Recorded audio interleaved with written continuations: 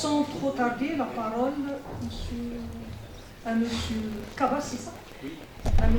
Kaba Odia Ramadi, qui est directeur général adjoint de l'Agence de l'aquaculture de Guinée, pour nous parler d'une thématique relative à l'aquaculture, levier de développement rural intégré pour les jeunes entrepreneurs.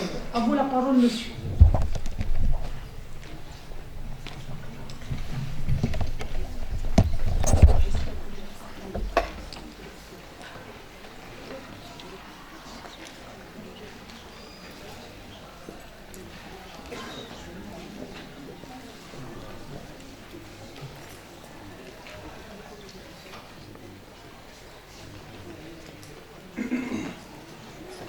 Merci. Bonjour à tout le monde. Je remercie très bien Monsieur le Président de l'Université Mohamed V de Rabat, le laboratoire qui a bien voulu nous inviter à prendre part à ce colloque-là.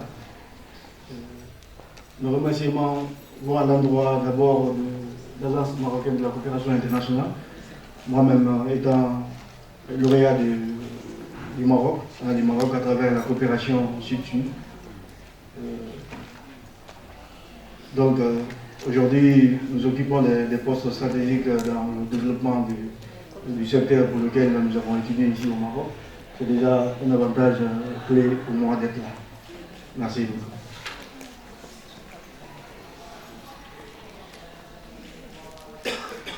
Donc, le contexte global de l'aquaculture chez nous, principalement la pisciculture, est confrontée à plusieurs problèmes. Le premier aspect d'abord, c'est l'insécurité alimentaire et nutritionnelle. Nos solutions, nous allons parler de nos solutions face à ces problèmes, à ces différents problèmes-là.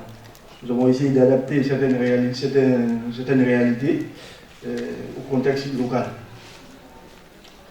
Donc, sur l'insécurité alimentaire et nutritionnelle, chez nous, il y a une disparité. Il y a une disparité puisque nous possédons d'abord, nous avons des atouts naturels, qui est l'Atlantique. Nous sommes bordés sur 300 km avec l'Atlantique, une côte maritime de 300 km. Donc, avec des potentialités, avec plus de 30% de cette côte-là est constituée des mangroves, des mangroves. Après, nous avons plus de 23 bassins fluviaux intérieurs qui bordent le long du pays.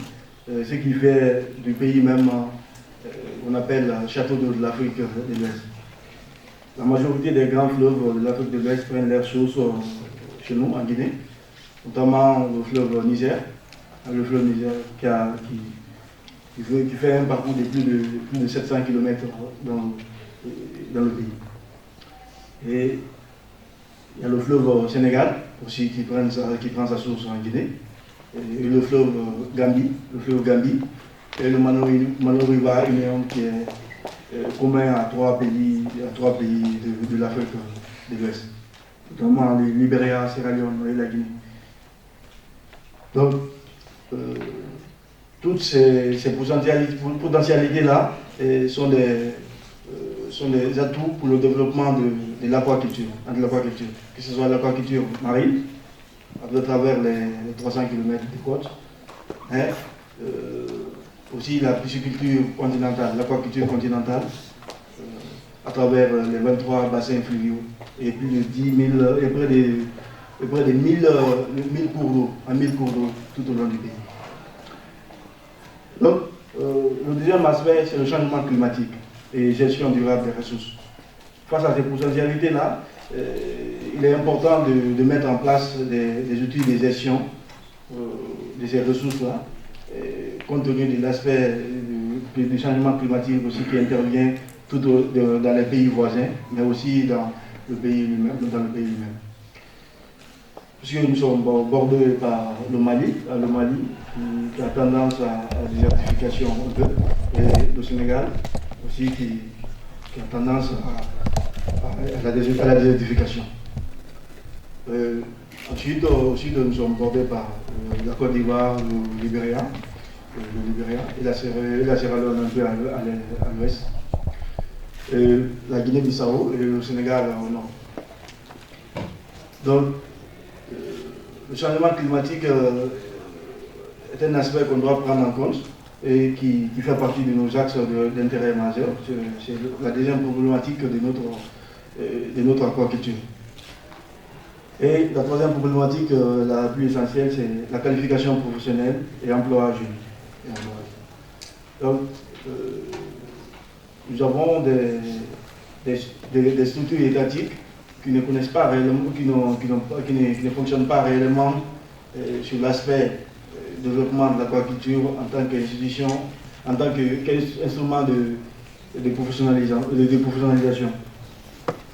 D'accord. Nous avons des instituts de formation, une institut de formation en pêche et aquaculture, qui forment que des ingénieurs en pêche et aquaculture.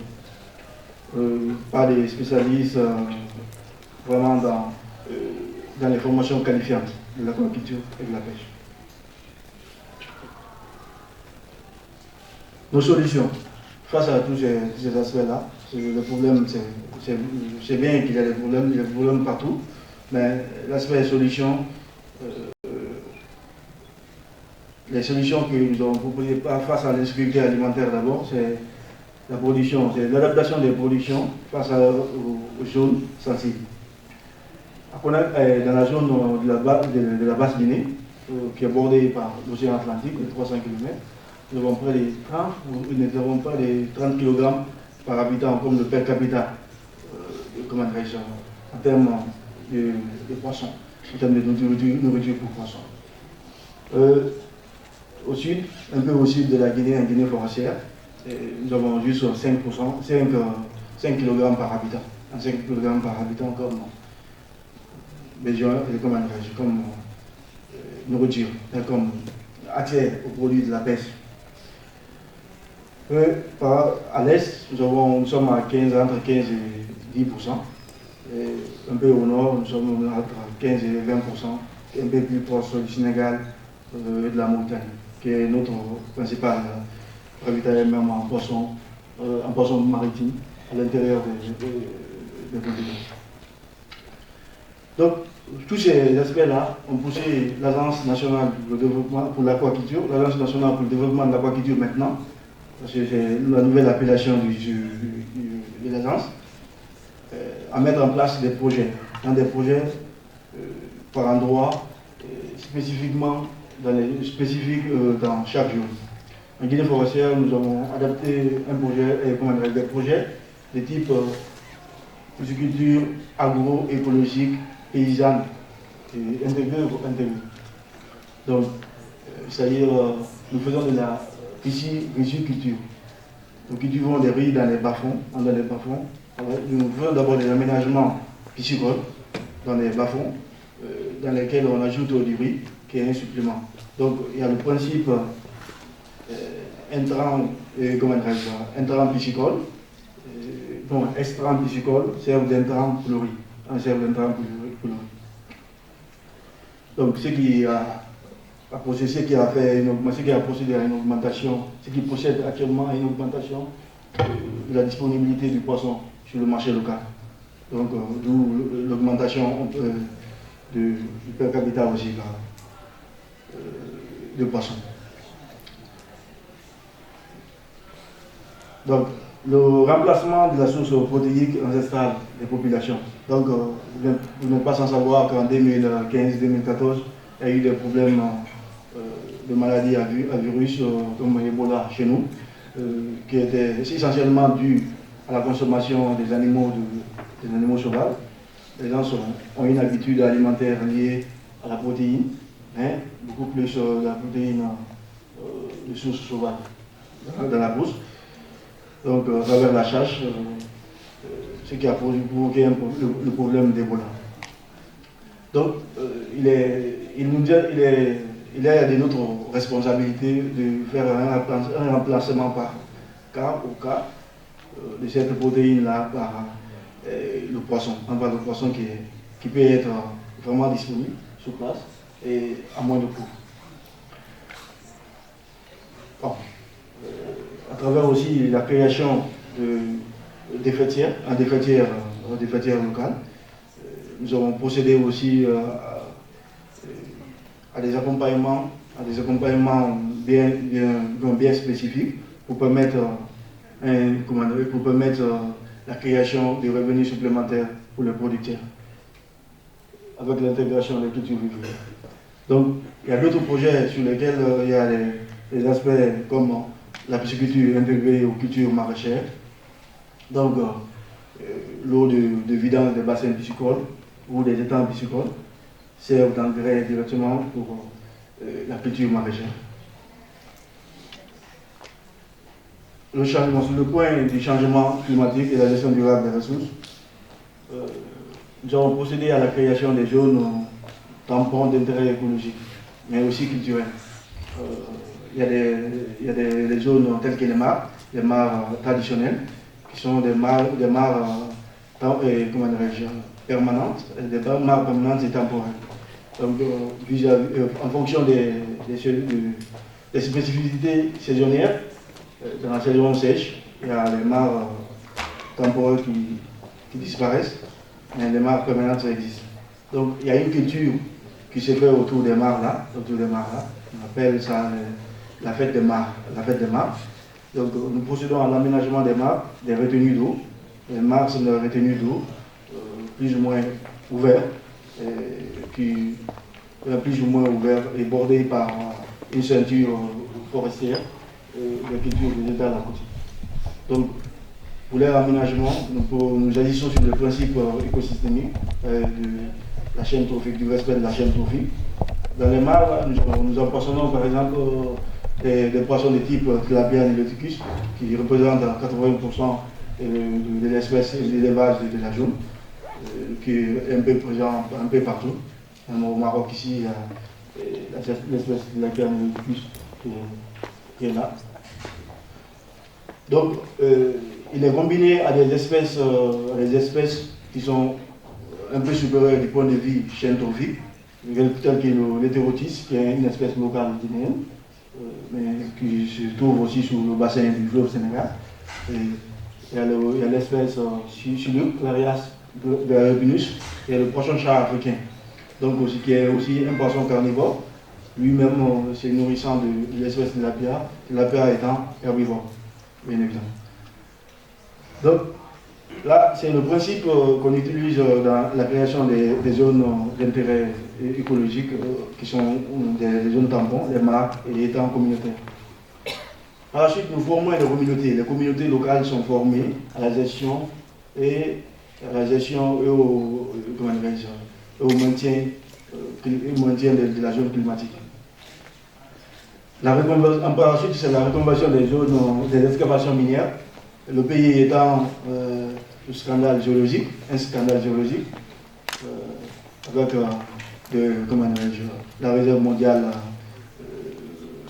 la première réserve mondiale en bauxite et la deuxième réserve mondiale en fer.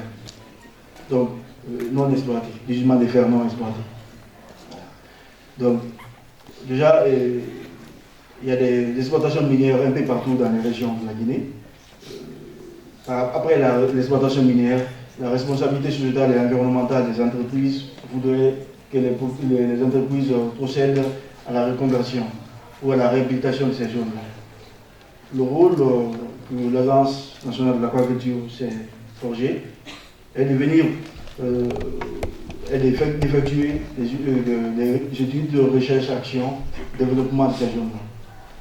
Dans ces principes-là, nous reconvertissons ces excavations minières en site piscicole en faveur des communautés. Donc, toujours dans le même cas, c'est comme les mares, on forme des comités de gestion l'exploitation reconvertie devient la propriété d'une communauté, mais sous l'égide d'un chef de famille, d'un clan, qui doivent donner non seulement leur point de vue sur chaque action qui doit se passer dans la zone. Donc, protection des têtes de source. Là, le problème, il y a l'autre problème comme vous l'avez tantôt dit, nous avons près de 23 bassins fluviaux et plus de 1000 cours d'eau qui sont des têtes de source. Donc, la protection de ces têtes de source-là est un défi majeur pour le maintien de ces cours d'eau-là. Donc, nous procédons à à de la restructuration. Or, bon, nous trouvons déjà des espèces locales qui bercent le cours d'eau, les têtes de source là. Nous essayons de réhabiliter tout en respectant l'espèce floristique qui existe déjà sur la zone. Donc, la création d'activités génératrices de revenus en périphérie des zones protégées. Quand on prend la Moyenne-Guinée, il y a des aires marines protégées, qui sont les îles Tristaro, par exemple, où les femmes font presque de la cueillette des huîtres, de l'ostréiculture artisanale. Ouais. Donc, nous avançons avec elles pour mettre en place des meilleurs outils de gestion des huîtres sans pour autant détruire la mangrove, qui est la zone nourricière par excellence des espèces aquatiques. La mise en place des comités de gestion partagés des ressources. C'est le dernier aspect, comme je l'ai tantôt dit.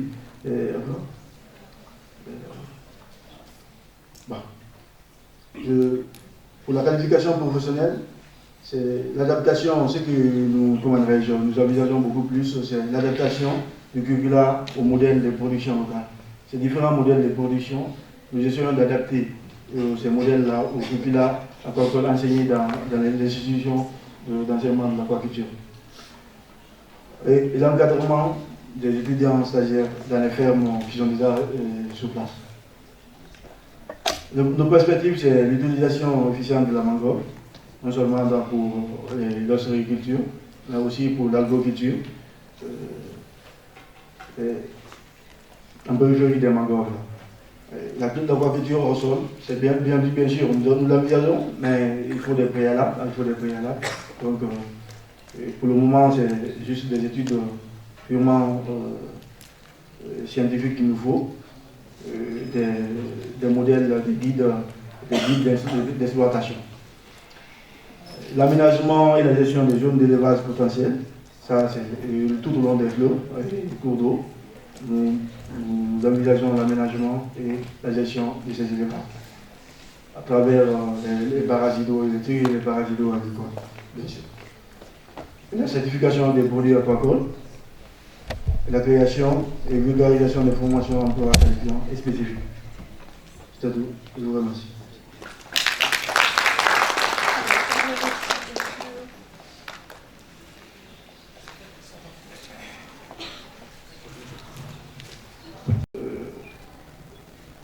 Les solutions que nous avons proposées face à l'insécurité alimentaire d'abord, c'est la production, c'est l'adaptation des productions face aux zones sensibles.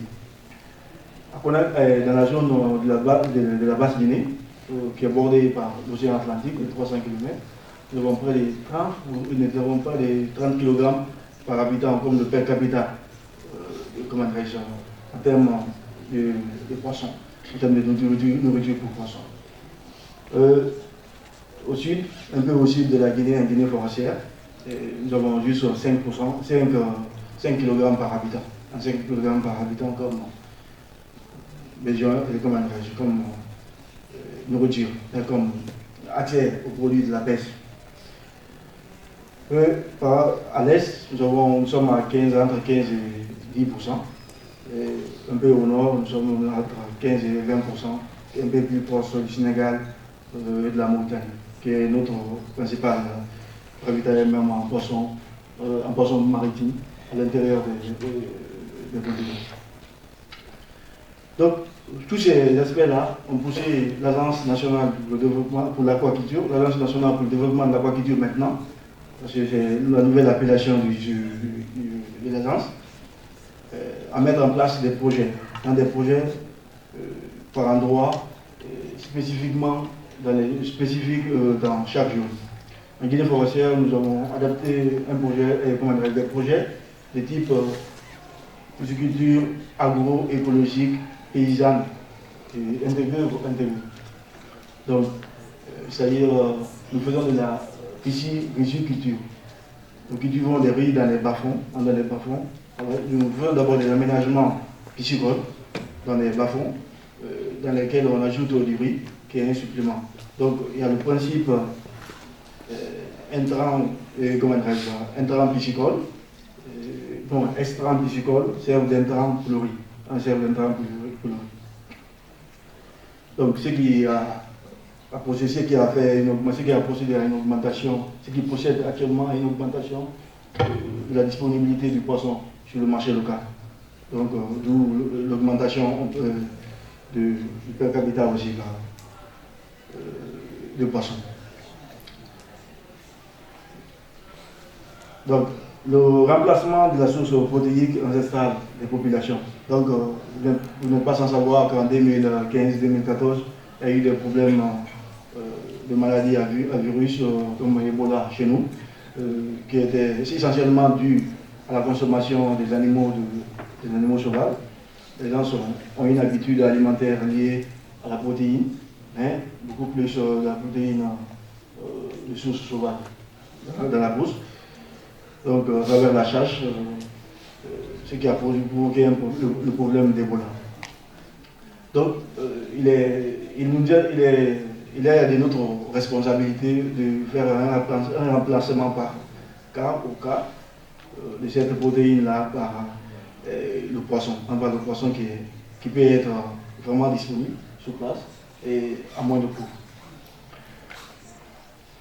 Bon. À travers aussi la création des fêtières locales. Nous avons procédé aussi à des accompagnements bien spécifiques pour permettre la création de revenus supplémentaires pour les producteurs avec l'intégration des cultures vivrières.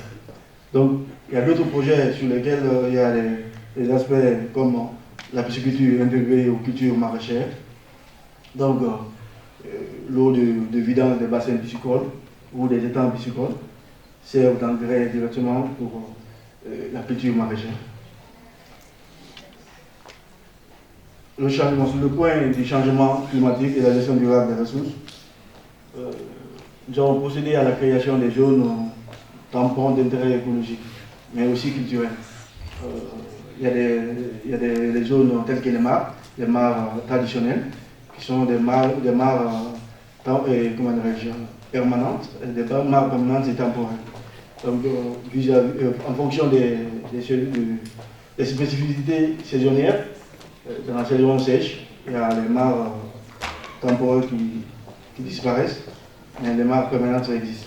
Donc, il y a une culture qui se fait autour des mares là. On appelle ça la fête des mares. Donc, nous procédons à l'aménagement des mares, des retenues d'eau. Les mares sont des retenues d'eau plus ou moins ouvertes, et bordées par une ceinture forestière de culture végétale à côté. Donc, pour leur aménagement, nous agissons sur le principe écosystémique de la chaîne trophique, du respect de la chaîne trophique. Dans les mares, nous empoisonnons par exemple des poissons de type Tilapia niloticus, qui représentent 80% de l'espèce et de l'élevage de la zone, qui est un peu présent un peu partout. Au Maroc ici, il y a l'espèce Tilapia niloticus qui est là. Donc, il est combiné à des espèces qui sont un peu supérieures du point de vue chaîne trophique, telle que l'hétérotis, qui est une espèce locale guinéenne, mais qui se trouve aussi sur le bassin du fleuve Sénégal. Et il y a l'espèce Chiluk, Clarias berepinus, et le poisson chat africain, donc aussi, qui est aussi un poisson carnivore, lui-même se nourrissant de l'espèce de Tilapia étant herbivore, bien évidemment. Donc, là, c'est le principe qu'on utilise dans la création des zones d'intérêt écologique, qui sont des zones tampons, les mares et les étangs communautaires. Par la suite, nous formons des communautés. Les communautés locales sont formées à la gestion et à la gestion et au maintien de la zone climatique. Ensuite, c'est la reconversion des zones des excavations minières. Le pays étant un scandale géologique, avec la réserve mondiale, la première réserve mondiale en bauxite et la deuxième réserve mondiale en fer. Donc, non exploité, du gisement de fer non exploité. Donc, déjà, il y a des exploitations minières un peu partout dans les régions de la Guinée. Après l'exploitation minière, la responsabilité sociétale et environnementale des entreprises voudrait que les entreprises procèdent à la reconversion ou à la réhabilitation de ces zones-là. Le rôle que l'Agence nationale de l'aquaculture s'est forgé est de venir d'effectuer des études de recherche, action, développement de ces zones-là. Dans ces principes-là, nous reconvertissons ces excavations minières en site piscicole en faveur des communautés.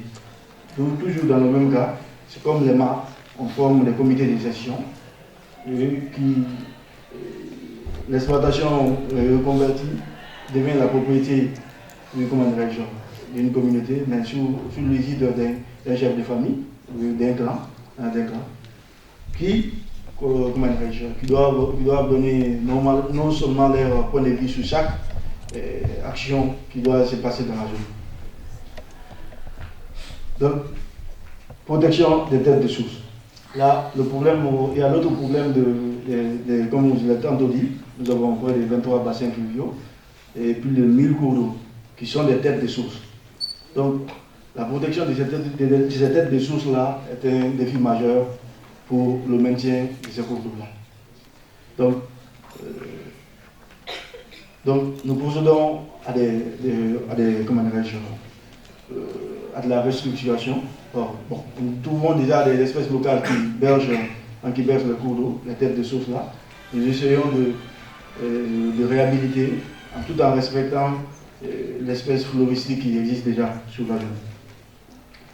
Donc, la création d'activités génératrices de revenus en périphérie des zones protégées.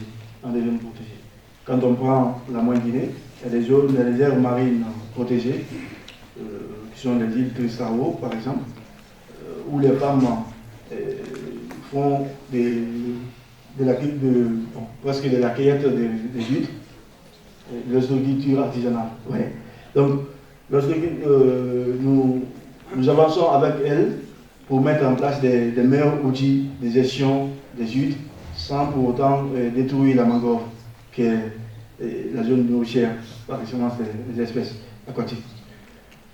La mise en place des comités de gestion partagés des ressources. C'est le dernier aspect, comme je l'ai tantôt dit.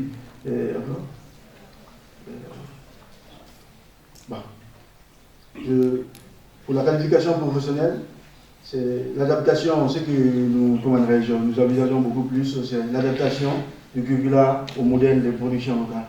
Ces différents modèles de production, nous essayons d'adapter ces modèles-là au curricula enseigné dans les institutions d'enseignement de l'aquaculture. Et l'encadrement des étudiants stagiaires dans les fermes qui sont déjà sur place.